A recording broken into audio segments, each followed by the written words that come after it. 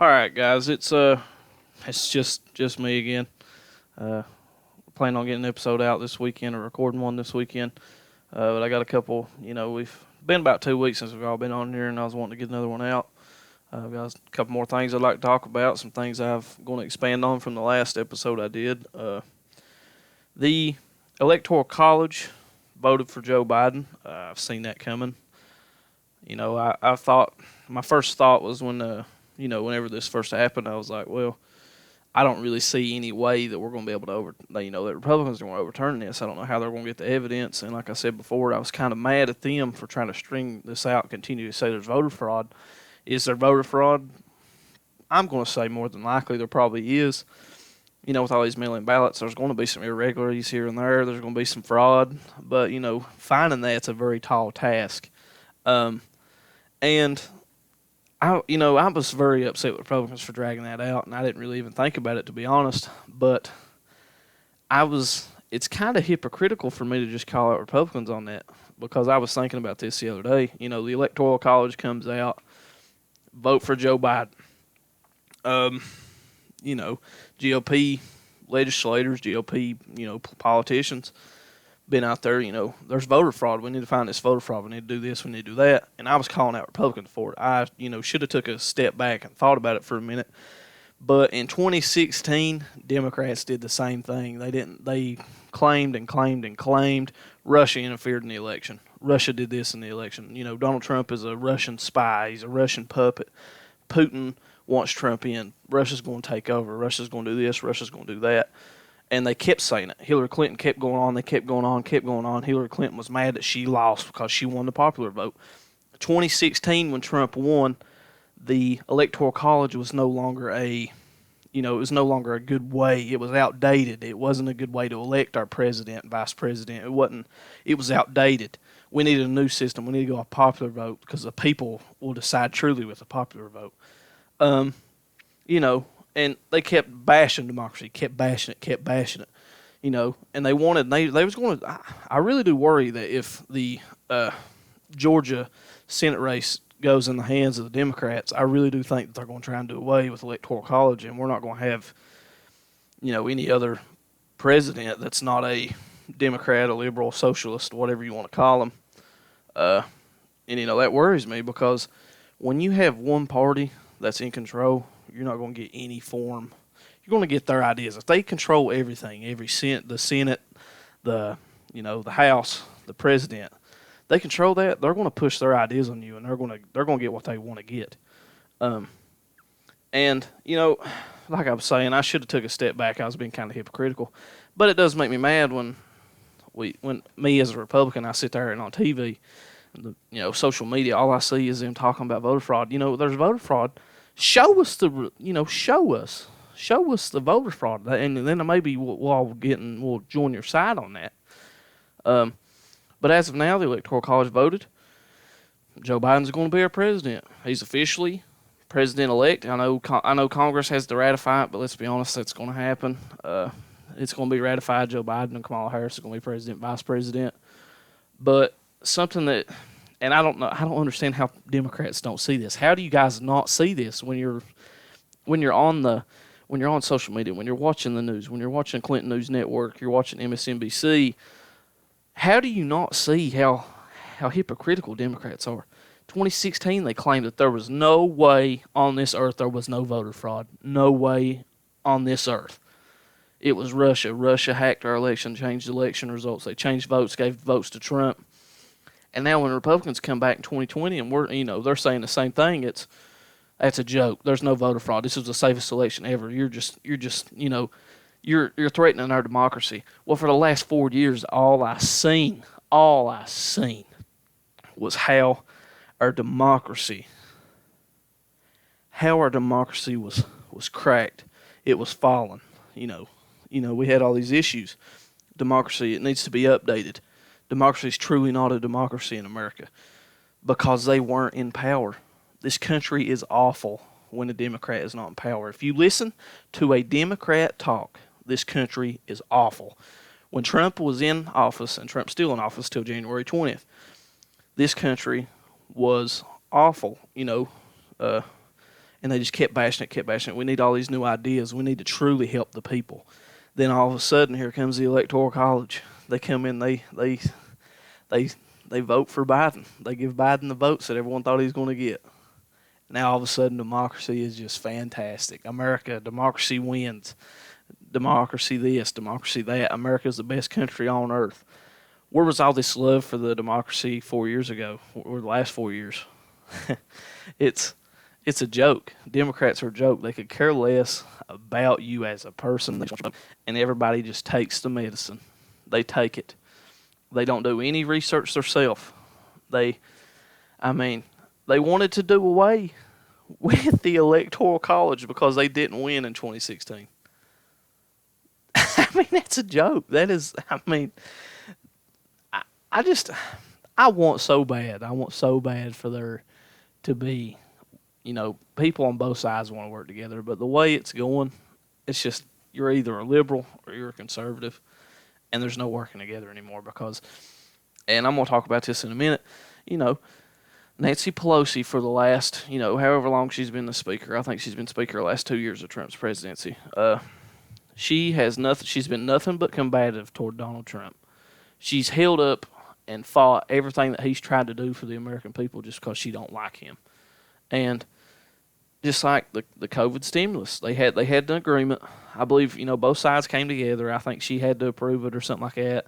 I don't know the exact details, but there was American people were going to get $1,200 again. Every single taxpayer that paid, who got it last time was going to get it again. This and that, more money to small business, more money to, the people that really need it, the people that are struggling in this country because of COVID shutdowns. And Nancy Pelosi blocked it. She blocked it.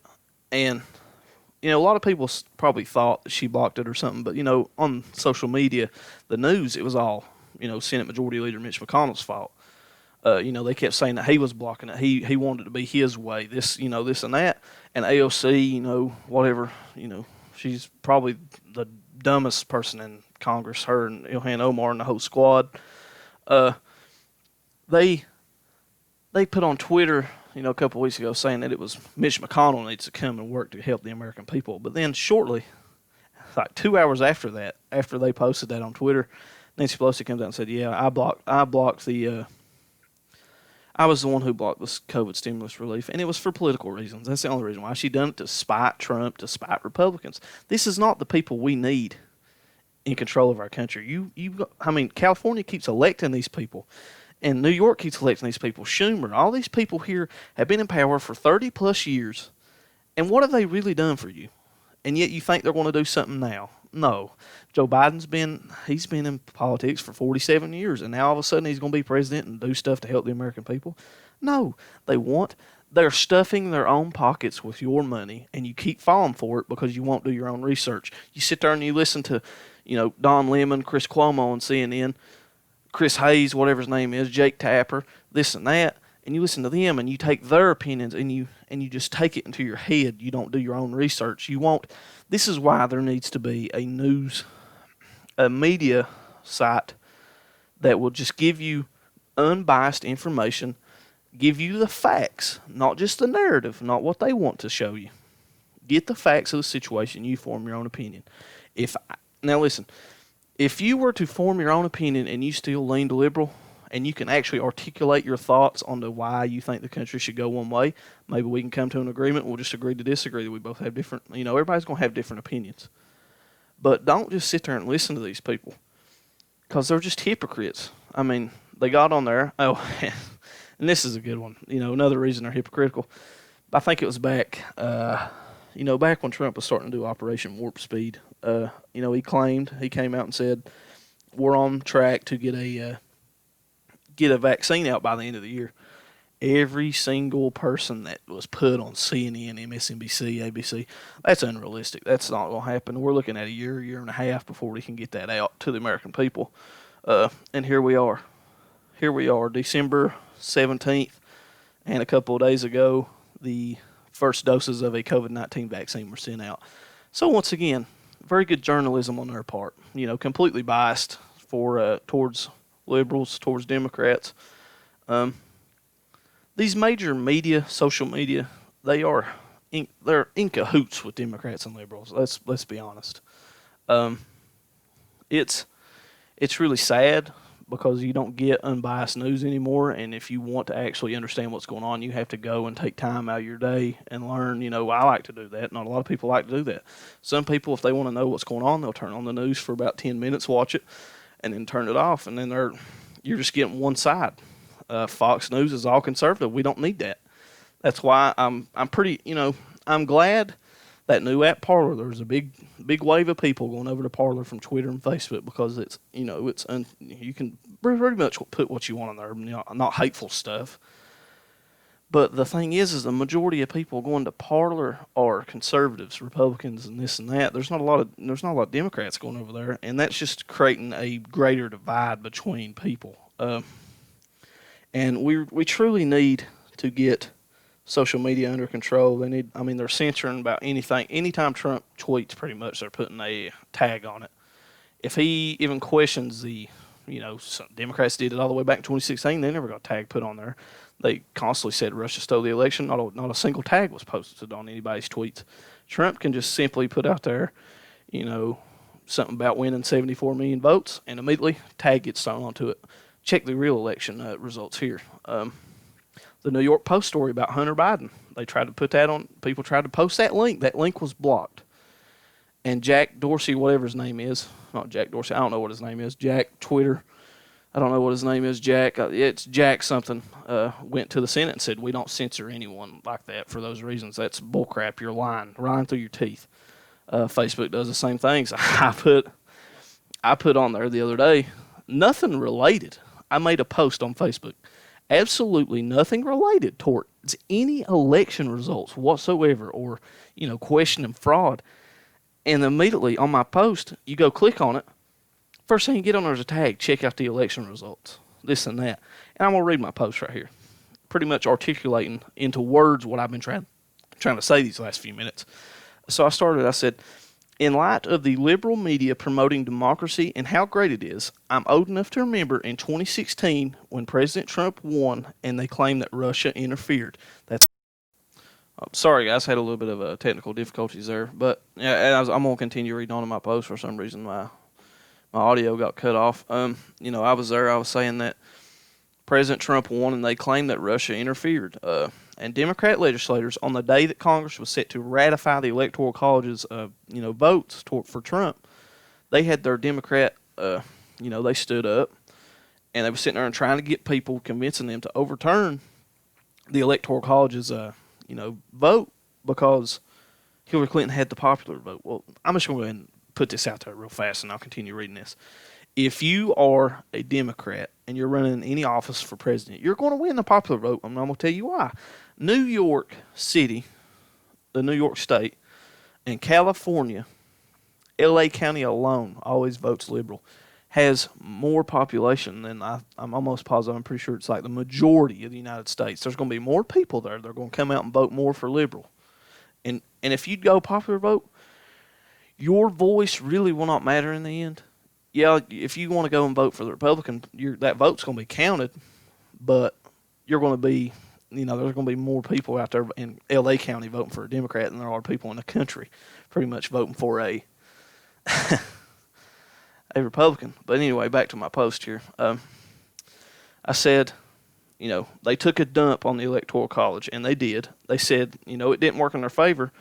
And all they talked about was how it didn't work anymore. It was an outdated system to elect president, and we needed to go to popular vote. Here we are in 2020. Now the same system that they said didn't work in 2016 is now a great way to elect president, and that democracy always reigns supreme. For the last 4 years, they've been tearing down our country, saying how bad it is. But now that they're going to be back in power in the Oval Office, it's perfectly fine. The country's great.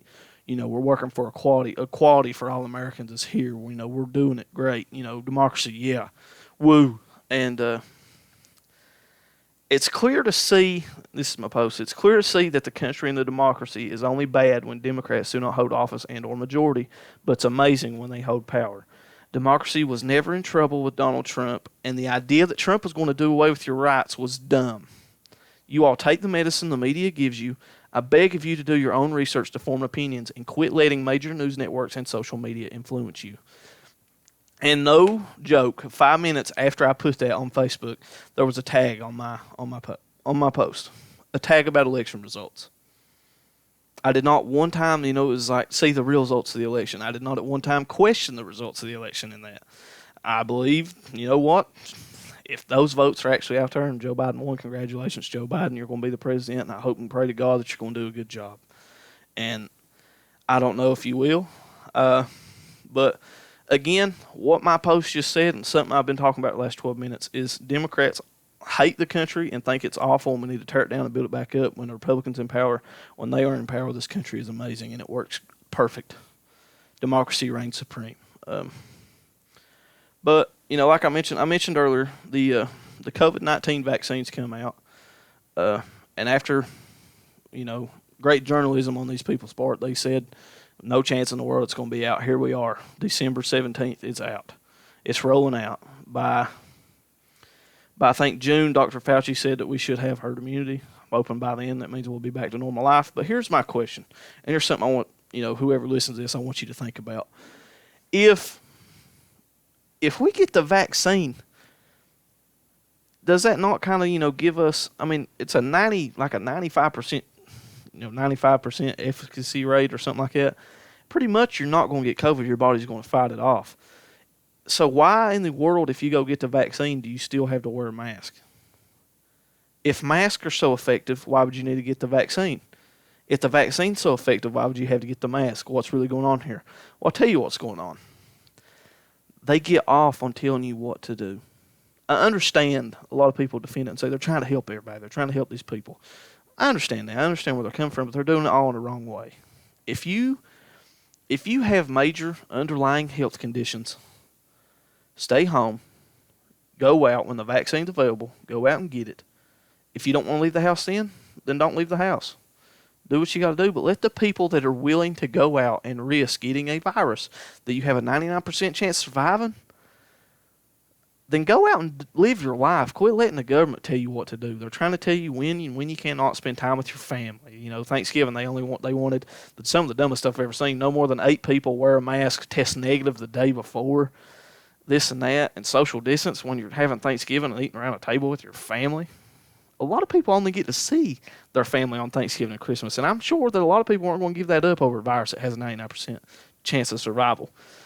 So, what kills me is these people, they say follow the science.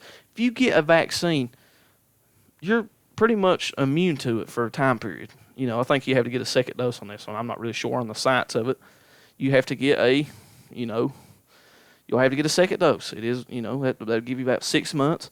By that 6 months from now, we'll be in June, and we're supposed to have herd immunity by then. Let's get back to our normal life. But what I think you're seeing happen, at first it was wear a mask to stop the spread, wear a mask not to get the virus, wear a mask to protect others. And now you get the vaccine, it's, wear a mask to, maybe there's still a chance you could spread it. But then I think we're slowly going to start developing into wear a mask to stop the spread of the flu. Wear a mask to stop the spread of strep. We're pretty much developing into a time where they're going to try and tell you how to live your life every single day. And that's not what democracy and, democracy is supposed to, we're supposed to be able to live our life and vote who we want to. But I'm telling you, if Georgia people come out and vote for those Democrats, you're going to see a very rough 4 years in this country. It's going to be very rough. And I know I've went back and forth a little bit, but I'm just going off the top of my head. I have nothing wrote down like I normally do. This is not structured. This is, no joke, just rants from me only. And I know it gets a little, I bounce back and forth a little bit, but this is just my brain, and this is what comes to my head. But you're going to see a very dark 4 years if those Georgia Democrats win that Senate race. You're going to see those liberal ideas, those socialist ideas get pressed on you. And AOC done said, we win the Senate, you're getting $15 an hour minimum wage.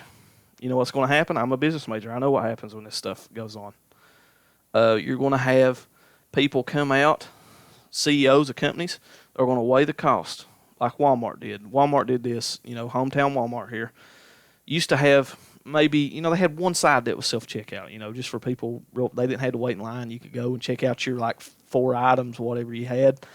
But then you had, all of a sudden, they decided, we're going to start you paying, I think might be $11 an hour is what you start out at.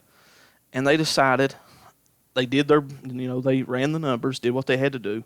They decided that instead of paying more employees at that $11 an hour, they was going to do the one-time cost and the cost to fix those machines. They're going to put in more self-checkouts and make the customers do it themselves. One-time cost and whatever cost it does to fix them instead of paying those employees all the time. So what you've seen was people get laid off. Prices have went up in those stores on stuff so they can cover those costs again. What's going to happen is more people are going to get laid off because companies aren't going to. Let's be honest. When you are a business, say you're the CFO, you're CEO, and you have a board of directors that are your boss. If you don't turn a profit, they're going to get rid of you. Your job as a CEO, of course, if I'm a CEO, I'm going to care about my employees. That's just how I am. But at the same time, I have to think, if I'm the CEO and I've got a family of my own, I got to do what's best for that company and the best for my family. So I'm going to want to turn a profit as well to keep my job and still get paid to give my, provide food for my family and put food on the table. And I'm going to if it was me, Walmart done the right thing. If that was me, I would have done the same thing. I know it sucks. It sucks to lay people off, but you're looking at more cost to paying more employees $11 an hour, and plus it goes up as you keep working there and you move up. So you're going to want to take that one-time cost. You're going to look at stuff like the price. On paper, in your first thought, it's like, oh, $15 an hour, that's a lot of money. It is. I'm making $15 an hour right now. It's a decent amount of money for somebody that never made this kind of money before. They jump from $8 an hour up to $15. But you got to think, if the entire country, the minimum wage goes up, you're going to see the price of milk go up. You're going to see the price of smaller items that are like $2 now, they're going to go up. So I wish people would do their research on this stuff. The prices on goods aren't going to stay the same. You're not going to be making any more money than what you actually are now. It's going to be like a higher number, but you're just going to be paying more for stuff, and it's going to equal out to about the same of what you already had at minimum wage. And plus, I don't know the circumstances of your life. I don't know what's going on in your life. But minimum wage jobs typically are made for people like, why on earth do people think that people working at McDonald's as a burger, they're back there cooking burgers and chicken nuggets, why on earth do they think that they should get $15 an hour when they're not striving to improve their life? I'm going to tell you right now, if people really wanted to make a lot of money, they would work hard for it. But no, the majority of this country has become so lazy because the government, the Democratic government, when the Democrats are in control, just give. It's making people lazy, and we just want to rely on the government for it. We shouldn't do that. If you want to make a better living, you have to get out. You have to work hard for it. And I swear if you work hard enough, you're going to do good in life. Quit relying on the government. And this is what just aggravates the crap out of me about Democrats. They're hypocritical. They want to give. And when it comes time to put up or shut up, they shut up because all they want is your vote. They say all these nice things. AOC up in New York ran on these very progressive policies, very socialist policies. We're going to give people this, give people that. Has she delivered on those promises yet? No. You want to know why? Because she gets paid more than double in 1 year than what we'll see probably in 2 or 3 years. She's getting a lot of money to sit there and just get your vote. Smarten up, people. Vote for people that are actually going to help your life. But, once again, it's just, I don't know what I'll title this. Might just be another TED Talk with Chris episode. I've got on here wanting to spew some things, and my brain took me where this podcast has went. Once again, if anybody would like to come on, if you want to do a one-on-one with me, if you're a liberal, come on. If you're a conservative, want to come on and just talk with me, and we'll get something set up. But last thing, real fast, my closing statement, I guess, is once again something I said in this last TED Talk with Chris was the media is not on your side. They're not. They're pushing a narrative. The news is not news anymore. It's a narrative. It's a narrative-based agenda. They're going to spread what the left wants. It's just ratings. That's all it is. The news is entertainment nowadays. And the liberals are very hypocritical. They sit there and bash Trump, and they said 2016 that Russia interfered. Everything's Russian disinformation. I tell you, the people you really need to worry about is China. It's China. China's who you need to worry about. They're at this rate, they're going to own our country in 10 years. And I don't, I just don't understand what people see in these liberals of today. I really don't. It really concerns me about where our country's going, and I hope we get back on the right track, and I hope people start working together again.